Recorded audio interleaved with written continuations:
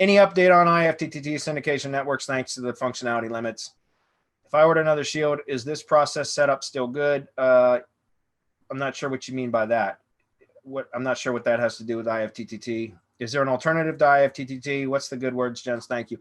Okay, guys, I've talked about this a lot. I'll talk about it again. Guys, you can only create 3 applets in IFTTT on a free account, but you can enable as many applets as you want. You just got to go to the Explore tab. So log into IFTTT, the top right corner, look at for the Explore button, click that, and then just go search for the applets as they were titled, right? So like RSS to WordPress, RSS to Blogger, RSS to Tumblr, RSS to Digo. You know, look for those applets. They're there in the library in IFTTT.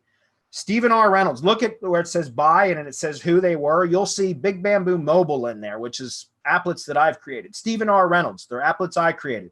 Vernon E. Dunn, like from the first 2 versions, Syndication Academy version 1 and version 2, I set up all those applets, or they used to be called recipes, but now they're called applets. And I used Stephen R. Reynolds as the persona for the first version of Syndication Academy. For the second one, it was Vernon E. Dunn. So you can find those applets that were already created in IFTTT and you can enable them. And they're set up with the same specifications that we had always set them up for because I created them.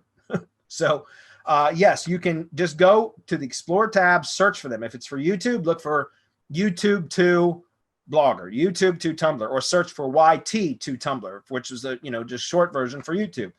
And you'll find them in there. It's a little bit of a pain in the ass that you got to go look for the applets. I understand that, but it is what it is. Or else you could pay for a pro account and go create your own. And I think pro accounts are like $2.99 a month or something like that. So it's very, very inexpensive. But certainly I understand if you've got 15 syndication networks, you might not want to spend $2 a month on every syndication network. That makes I completely understand that.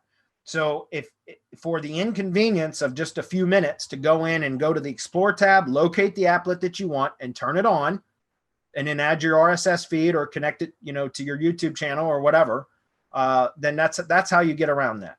Okay. We actually set up a pro account for us so that we could publish applets or create applets, but so far it's still not letting us publish them. I was told I had a phone call or a Zoom call with an IFTTT rep specifically about this so that we could publish applets again and be able to share them with you guys. Unfortunately, he said that it was going to be available under the pro account to be able to do that.